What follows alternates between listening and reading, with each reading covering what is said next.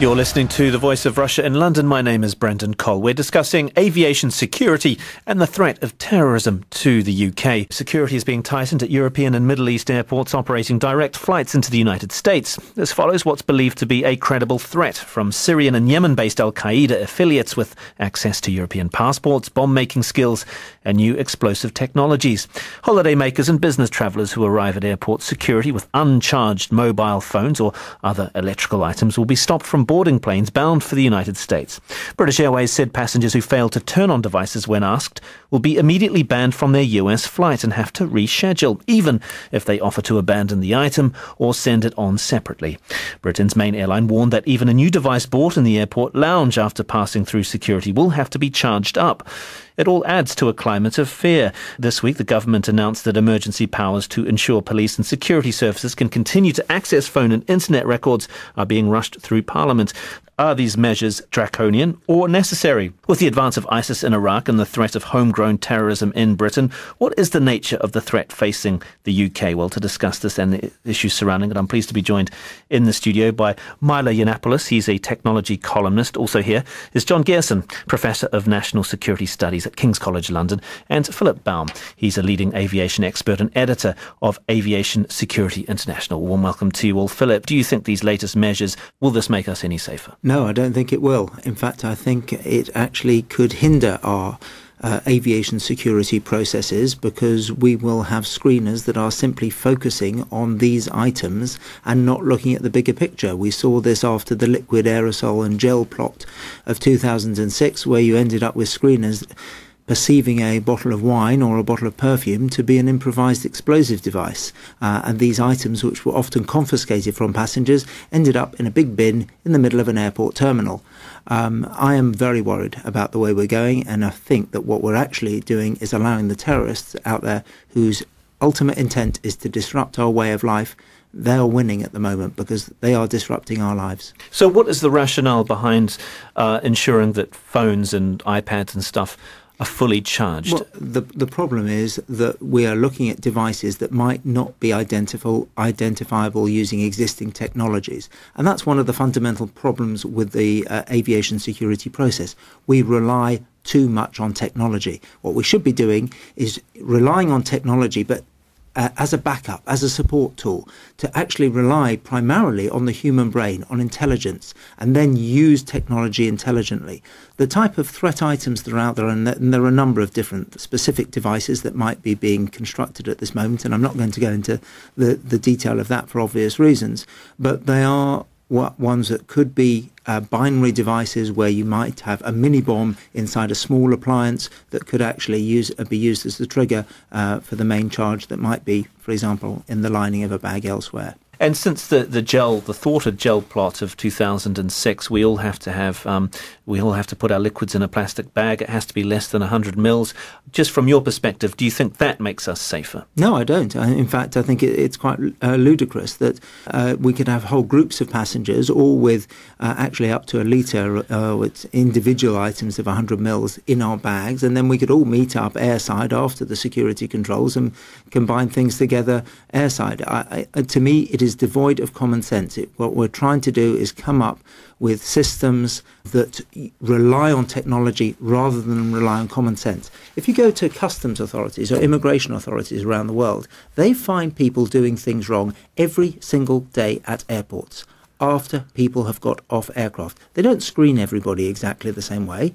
They use intelligence, and they look at people, they use behavioural analysis, and they decide who they're going to focus on. And then they use technology, and the right technology, to screen people in an appropriate manner. So let me get this straight. Presumably aviation experts, security experts were consulted before these measures were put in 2006. The 100 mil, perfumes and all that kind of stuff. Well, I wonder, actually. I actually have to question whether real aviation security experts... So this is all worthless. This is a worthless measure. Behind the scenes, I speak to aviation security consultants all of the time, and almost all of them would say, yes, use technology, but use it intelligently. That what we haven't yet managed to convince government to do is that we have to differentiate between passengers. You cannot treat everybody as posing the same threat to aviation, because quite simply, that's not true. Not everybody does pose the same threat.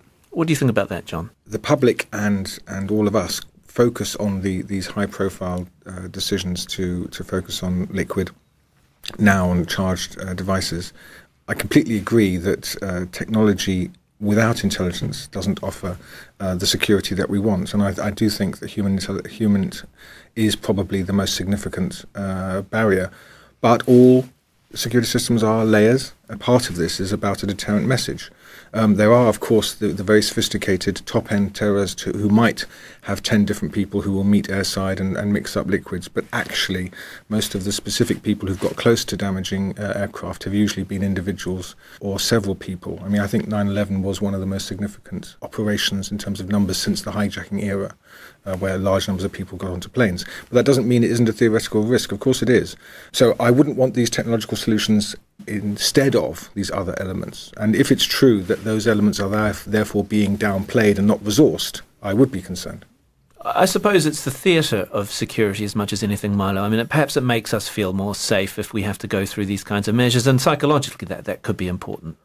I don't know about that. I mean, certainly from the point of view of a regular traveller and somebody who kind of covers these things in a general sense, I don't feel very much safer because I know that the staff there are, relying, as one of your other guests said, far too much on technology, aren't using intelligent decisions. It seems pretty obvious to me that there are some things that we can do more aggressively and more effectively that aren't necessarily politically popular, but will be a lot more effective at stopping people who may know something about terrorist acts. I mean, it's become impossible to use the expression racial profiling, but if you see a Mercedes speeding away from the scene of the crime, you don't stop a BMW. And certainly one of the things that the TSA is better at than some other countries is sort of aggressively stopping people, which is a human intelligence problem, than using technology to just sort of invasively scan people. I'm not sure passengers do feel any safer. What they do feel inconvenienced, and the one bit of the journey you look upon with dread, horror, and sort of sense of impending doom is the awful process of going through this this invasive scanning that we're told by all the experts does absolutely nothing. As for this sort of charged phone business, I mean, you can't imagine the chaos this is going to cause.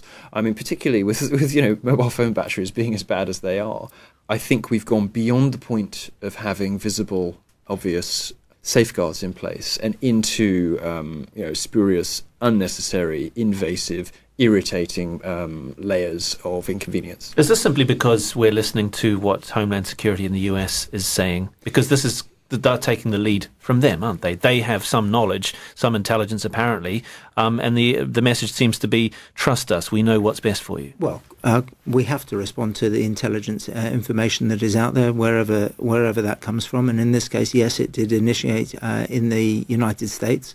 Although when it comes to security that is actually afforded passengers, I think that some of the poorest quality of security that you can witness in the world is in the United States. The process and the staff that are deployed at checkpoint, probably many of them wouldn't get jobs in the European arena. What we need to make sure is that whatever system we come up with, we utilise the intelligence that's out there. But what we must not allow ourselves to do is to create a new target in its place. We are creating choke points, not checkpoints. If you look around the world, and I'm not talking in the aviation arena, but where suicide attacks have taken place, in Iraq, in Afghanistan, in Israel, where have those terrorists chosen to target security checkpoints where people gather en masse? You no longer need to actually get an improvised explosive device onto an aircraft. The airport itself has become the target. And we need to create a system that, yes, the checkpoint is very good deterrent, and obviously people have got a lot of faith in it, although I'm still looking for the proof that even the traditional X-ray machine has been particularly effective in identifying bombs. Yes, other metallic items and guns and knives, yes, but not bombs. We need to have that deterrent, but we've got to keep people moving. And unfortunately, we've created airports where we now have centralised security checkpoints, so everybody goes through the same checkpoint instead of at the gates. Originally, I mean, that was the best form of security. Security at the gate, where the screeners know that at this gate I've got people that are going to New York, and at this one I've got people going to Reykjavik. This is still the case at Berlin-Tegel, for example. They still do it, right? But a lot of them are backtracking from that. Amsterdam Schiphol has up until very recently been doing gate screening. And we're moving away from gate screening purely for economic purposes, not for security purposes. I passionately believe in profiling, not racial profiling. I believe in behavioural analysis and looking at people and assessing people. And you can far better do that at a gate when you know that all the people here at this gate are heading to Moscow today. There is a certain baseline expectation of behaviour. But you're talking about a whole new level of training. I mean, you don't need to be a psychologist to do it. You can train people to do it, and we've been training people to do it for the last 20 years. And it's exactly what every other security agency does. It's exactly what immigration does. It's exactly what customs does. It's what quarantine officers do. From what Philip's saying, John, we're focusing on the wrong kinds of things. I mean, even airports and airport security isn't the major terror threat for us. Yes, but on the other hand, a counter-terrorism campaign is not merely about preventing attacks on aircraft, which of course is an obsession with international terrorists, which is quite interesting, actually, if you think about the other targets they could pick. But they are obsessed with international air travel, as are security services. But the counter-terrorism campaign is absolutely predicated on maintaining the trust of communities from which terrorists are found and recruited. And so, unfortunately, the biggest problem is that the profiling that maybe makes no sense politically or in terms of a de-radicalization approach, because the dangers of identifying particular communities, particular types of people traveling to particular places is a toxic policy tool. And so, whilst I can't deny that elements of profiling might work, and it's interesting that the public don't seem to mind profiling when it's paedophiles or mass murderers, but most police forces will tell you that profiling approaches are not acceptable where you're dealing with communities. Racial profiling is not, well, but behavioural. The police forces say that because the police forces for decades have been accused with some justification of institutional racism. But I work, for example, with Tell Mama, which is the organisation that tracks anti-Muslim prejudice in the UK. And in fact, what they say is that many Muslim communities are perfectly happy to undergo increased levels of scrutiny because they know that so many of their fellow community members don't speak out when they do know things. They know, for example, as David Aronovich wrote in the Times recently, they asked themselves the question, why are there no Muslim peace movements? These communities know they have a problem, and they know they have a responsibility, and they know that's got, the cultural change necessary for them to become a useful part of the anti-terrorism efforts has got to come from them. And until it does, they know that they have to accept a higher degree of scrutiny than the rest of the population. Because let's face it, that some academic studies put the number of radicalised Muslims in the world as high as 25%. Now that's probably way towards the top end. But even if it isn't, there are between 1.2 and 1.8 billion Muslims in the world. I mean, that's rivaling the population of the United States. Well, there's a difference between radicalisation and violent radicalisation. Of course, but most moderate British Muslim communities are aware of the problem. They know that they're not yet part of the solution.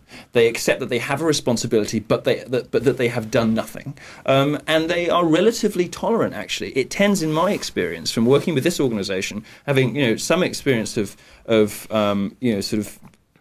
certainly British Muslim politics and British Muslim communities, that they're relatively happy, actually, to tolerate this. And the people who get the most upset about it are white middle-class liberals writing for national newspapers. Muslim communities themselves know they have really serious issues to deal with, and they're very grateful for all the help they get. Although they must feel that they could be alienated over this. This will cause divisions. Of course there are people who hate it, and of course there are people who kick up a fuss, quite rightly, because they get, doctors, nurses, lawyers who get stopped at airports, and they're quite right to kick up a bit of a fuss on Twitter or whatever and get their names in the papers. But frankly, when you have Birmingham kids going off to fight for ISIS, their schoolmates, the parents, the community leaders, even the imams in some of the less extreme mosques in this country are very vocal about the fact that we need to crack down on this, not go easy on them, and that political correctness helps nobody. Just like to cut in here, because I think we always end up on this debate about racial profiling, and as I've made clear, I am 100% against racial profiling. I'm very much pro behavioural profiling. In part because we have to think about what is aviation security all about. It is not just counter-terrorism. It is about preventing any unlawful attack against civil aviation. Now, it might not be as sexy or as dramatic as an Al-Qaeda style attack, but the airlines themselves, their number one concern is actually the unruly passenger. What we're really doing with a lot of our security processes is putting more and more passengers under more and more stress and potentially making that problem worse in the process. Yeah, you're going to see tempers by giving them lots of free alcohol on the aircraft. Absolutely. So that's something that the airlines could do something about. When we're training people to sort of say, you're trying to identify the threat to aviation, we don't want to start to talk about Al-Qaeda and just, the terrorist threat. We want to start to get people to think about all the other forms of criminal activity people use aviation for. Human trafficking, trying to identify victims of human trafficking, the traffickers themselves, people in the process of carrying out other criminal activity, and your unruly passenger. Those are the daily challenges for airlines around the world, and we think that the security process and the security checkpoint has a role to play in identifying those people. But isn't there the danger with behavioural profiling that quite a lot of mistakes will be made and that people will be targeted unfairly and they may be questioned, miss their flight and all that kind of stuff, and we could see people being targeted that are being targeted unfairly? Well, of course there are going to be individual cases out there, and you need all of the quality controls and the checks and to make sure that doesn't happen excessively. There will be problems, but you've got to say, what's the alternative? Are we really just going to ask everybody to go through exactly the same process, for everybody to go through an archway metal detector that simply does what it says on the packet? It detects metal, doesn't detect bombs, doesn't detect explosives. Are we going to just deploy body scanners for the few people that we're using inspecting people with body scanners, for using the wrong body scanning technology, because the one we've deployed is the one that can just see underneath the clothing, can't see through the body, whereas customs officers out there who know that people traffic drugs, carrying drugs internally, use transmission X-ray, through-body X-ray. We're paying lip service to... I just get very frustrated because to me it's all about political correctness now, and it's not about effective security controls. I see something... There's a parallel between the debate we've had in the last 2 days in Britain about emergency legislation for retention of data and this, because essentially our security services are predisposed to the idea of imposing security on everyone and then targeting once they've got it. In effect, but there is an assumption that all citizenry should be part of the pot, and then maybe the more focus follows later, which is a strange approach, and does seem to be one that is not particularly efficient in the use of resources. I mean, so the big data revolution is actually making that enormously efficient, and there's a reason why the NSA can collect billions of emails a day, because it is in fact very efficient, and it's actually what they've discovered is that it's quite a useful way around of doing things. If you've got everything, you can run queries on huge bodies of data, and as you know, the complexity and sophistication of these databases and processing power increases exponentially, sort of year on year. They perhaps would say to you that this is in fact the best way to do things. You're collecting large bodies of anonymized data and then running queries against it. But it's not anonymized later, and I think as you see with the European debate, lots of countries just don't accept it, and I'm more worried about the fact that we might have major allies just dropping out of the system, like the Germans, whilst albeit the most capable agency in America, supported by their British satellites, probably have the greatest amount of data. That doesn't necessarily make for a very good international system. Don't get me wrong. I'm not saying that you can't efficiently use the data, but I'm saying as a tool for effective international policy, it's inefficient because there's no consensus. You're listening to The Voice of Russia in London with me, Brendan Cole. We're discussing aviation security and the threat of terrorism in the UK with Philip Baum, John Gerson and Milo Yiannopoulos. On this data, the emergency laws brought in for the Data Retention and Investigations Powers Bill, that lovely acronym of DRIP. David Cameron made the point that the consequences of not acting are grave, although he was quite vague as to what the nature of the threat would be. I mean, do you think that that's a bit too general? Because the criticism is that this is a secret deal between party leaders. It's not going to be debated. I think there is something odd about the timing of this. Whether in fact, it was alleged that the alert last week has fed into this. Isn't there a synchronicity between the fact that high-profile changes in security always seem to be followed by proposals for new legislation in many countries. And whilst I wouldn't necessarily see there's a symbiotic relationship, it is interesting. But I think that's more to do with don't waste a good crisis. It doesn't seem to be very well handled. the whole terminology of emergency legislation is very poor.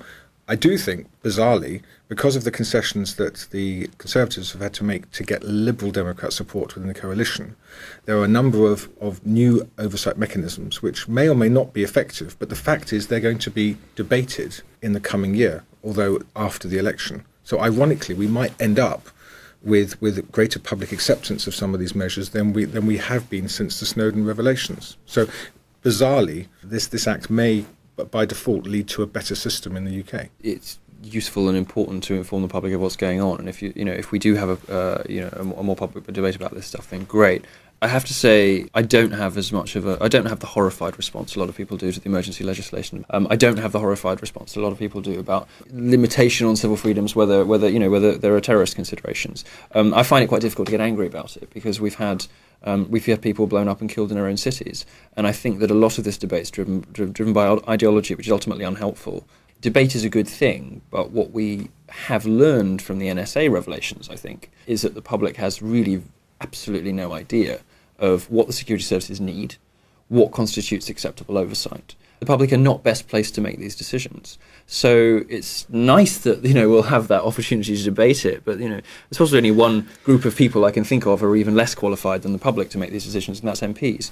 But the public also has no idea as to the nature of this aviation threat, just getting back to that. And we're told that Ibrahim Hassan al-Assiri, the master bomb maker from Al-Qaeda in the Arabian Peninsula, has developed a new type of explosive, but we don't really know what that explosive is. I guess the implication is that it's something within your body, perhaps, that escapes detection. Well, it sounds all very sinister and mysterious. There are, of course, a number of options that are out there, and Al-Qaeda in the Arabian Peninsula have been looking to try and develop the next type of device that can circumvent existing technologies ever since 9/11. I mean, we had the shoe bomb, we had the liquid aerosol or the liquid plot, we had the underpants bomb, we had the computer printer toner cartridge bomb, and now we've got another type of device. What we need to do is to create a system that doesn't only address the threat that we're facing today, that doesn't just address the threat that we faced 10 years ago or even 20 or 30 years ago, but that addresses the types of threats that will exist in the future. We know there are groups out there that, for example, are doing work on the use of chemical and biological weapons.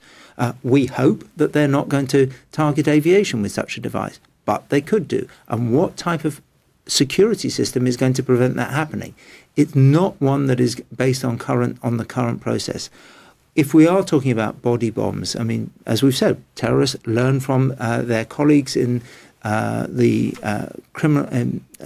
world of crime, particularly narco trafficking. Drug traffickers every single day have people getting on board aeroplanes with their bodies stuffed with condoms filled with cocaine. Why shouldn't a terrorist do exactly the same thing? There is research that is being done that is showing that human bomb is a reality.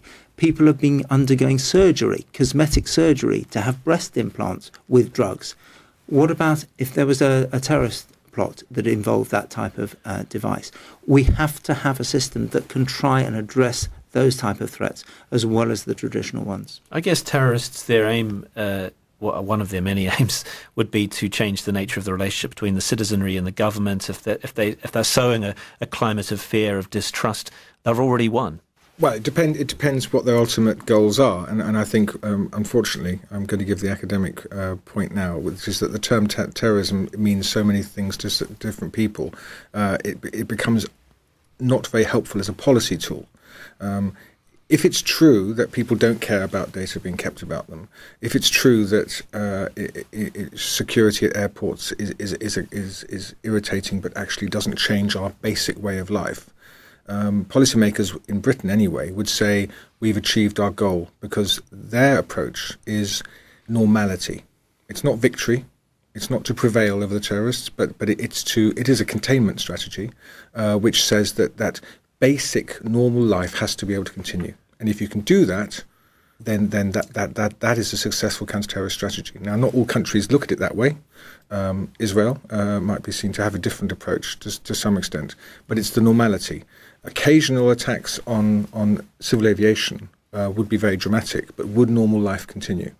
The liquid bomb plot is allegedly been, or if it has succeeded, we are told by some security people, would have closed down the civil aviation industry. I'm not convinced, but it might have done. Well, I certainly think if you look at the Israeli experience with aviation security, where they have taken a different approach, they do face a different threat to the rest of the world. But they have created a system that is based on intelligence, that is based on common sense, that most people will accept because of the threat environment. But as you've just pointed out, they take the view that they cannot afford for a bomb to go off on board an aircraft. As they would say, you can afford a Lockerbie once every decade. You can possibly even afford a suicide bomber blowing up an aircraft on a transatlantic route once a decade. Terrible, big news for a year or two, but then normal life resumes. In Israel, they can't afford that, because if they have one terrorist incident, I mean, look, we've had 3 Israeli teenagers killed, and look what the roll-on effect of that has been over the last few days.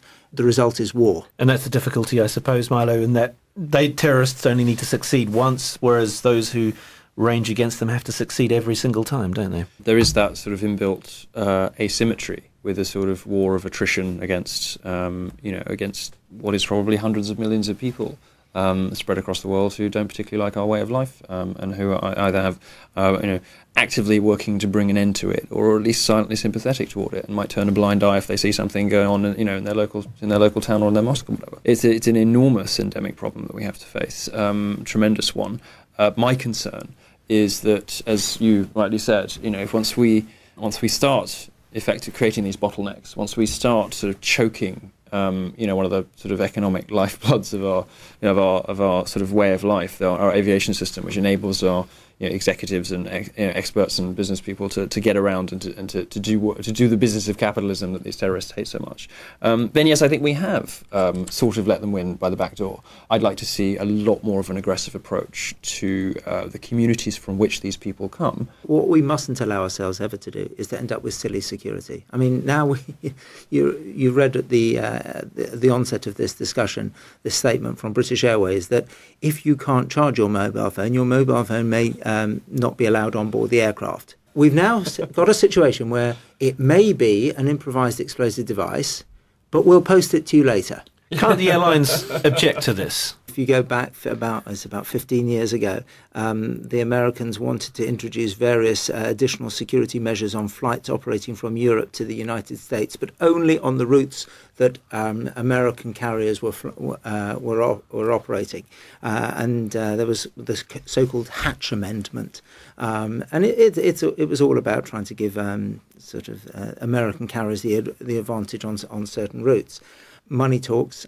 You can't pull out of the American market. So if the Americans say, you know what, we're not going to allow you to fly to the States unless you adhere to these security requirements, quite simply, the airlines will go along with it. I think the point about the terrorists only having to succeed once is more nuanced than that. Let's remember that actually, certainly the British, the Americans, and a few other countries have got very sophisticated and so far very successful counter-terrorism structures. The terrorists actually have to succeed every day in not being killed and not being discovered, and for their plots not to work. And so I think we have to get, as a society that wants to defend against these external threats, have to not do their job for them by using the language of inevitability, which I don't agree with, and also the idea that the initiative is with the terrorists. Actually, the power is with communities, societies, and states, and the terrorists are an agitational force that's trying to change things. They do have the advantage of not being easily identifiable, yes, but the risks to them are very great. And so I've been dismayed to hear politicians recently repeating this IRA, because it was an IRA statement in 1992 after the bombing of St. Mary Axe, saying that we only have to succeed. You have to be lucky every day. We've been lucky once. That's not true. And ultimately, most of the people who said that and plotted those things have now embraced a peace process, right? And so terrorists want people to believe that they only have to be lucky once, but it's not true. What they have to do is they have to be lucky on Monday and Wednesday and Friday and the following Monday. It is the returning terrorist that leads to changes in policy, not the one-off spectacular. That's the lesson of the last 20 years, I'd argue. Well, that's a nice place to leave it. We'll run out of time, sadly. That's John Gearson, Professor of National Security Studies at King's College London. Also here, Philip Baum, a leading aviation expert and editor of Aviation Security International, and Milo Yiannopoulos, a technology columnist. Thanks for joining me, Brendan Cole, on The Voice of Russia in London.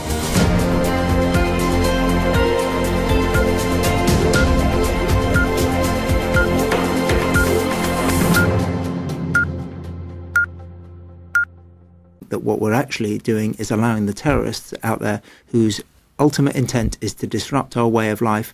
They are winning at the moment because they are disrupting our lives. So what is the rationale behind ensuring that phones and iPads and stuff are fully charged? Well, the problem is that we are looking at devices that might not be identifiable using existing technologies. And that's one of the fundamental problems with the aviation security process. We rely too much on technology. What we should be doing is relying on technology, but as a backup, as a support tool, to actually rely primarily on the human brain, on intelligence, and then use technology intelligently. The type of threat items that are out there, and there are a number of different specific devices that might be being constructed at this moment, and I'm not going to go into the detail of that for obvious reasons, but they are ones that could be binary devices where you might have a mini bomb inside a small appliance that could actually be used as the trigger for the main charge that might be, for example, in the lining of a bag elsewhere. And since the thwarted gel plot of 2006, we all have to put our liquids in a plastic bag. It has to be less than 100 mils. Just from your perspective, do you think that makes us safer? No, I don't. In fact, I think it's quite ludicrous that we could have whole groups of passengers, all with actually up to a litre with individual items of 100 mils in our bags, and then we could all meet up airside after the security controls and combine things together airside. To me, it is devoid of common sense. What we're trying to do is come up with systems that rely on technology rather than rely on common sense. If you go to customs authorities or immigration authorities around the world, they find people doing things wrong every single day at airports after people have got off aircraft. They don't screen everybody exactly the same way. They use intelligence and they look at people, they use behavioural analysis and they decide who they're going to focus on. And then they use technology and the right technology to screen people in an appropriate manner. So let me get this straight. Presumably aviation experts, security experts were consulted before these measures were put in 2006. The 100 mil, perfumes and all that kind of stuff. Well, I wonder, actually. I actually have to question whether real aviation security experts... So this is all worthless. This is a worthless measure. Behind the scenes, I speak to aviation security consultants all of the time, and almost all of them would say, yes, use technology, but use it intelligently. That what we haven't yet managed to convince government to do is that we have to differentiate between passengers. You cannot treat everybody as posing the same threat to aviation because quite simply, that's not true. Not everybody does pose the same threat. What do you think about that, John? The public and all of us focus on these high-profile decisions to focus on liquid, now on charged devices. I completely agree that technology without intelligence doesn't offer the security that we want, and I do think that human is probably the most significant barrier. But all security systems are layers. A part of this is about a deterrent message. There are, of course, the very sophisticated top-end terrorists who might have 10 different people who will meet airside. Need to access phone and internet records are being rushed through Parliament. Are these measures draconian or necessary? With the advance of ISIS in Iraq and the threat of homegrown terrorism in Britain, what is the nature of the threat facing the UK? Well, to discuss this and the issues surrounding it, I'm pleased to be joined in the studio by Milo Yiannopoulos. He's a technology columnist. Also here is John Gearson, Professor of National Security Studies at King's College London, and Philip Baum. He's a leading aviation expert and editor of Aviation Security International. Warm welcome to you all. Philip, do you think these latest measures, will this make us any safer? No, I don't think it will. In fact, I think it actually could hinder our aviation security processes because we will have screeners that are simply focusing on these items and not looking at the bigger picture. We saw this after the liquid aerosol and gel plot of 2006, where you ended up with screeners perceiving a bottle of wine or a bottle of perfume to be an improvised explosive device. And these items, which were often confiscated from passengers, ended up in a big bin in the middle of an airport terminal. I am very worried about the way we're going, and I think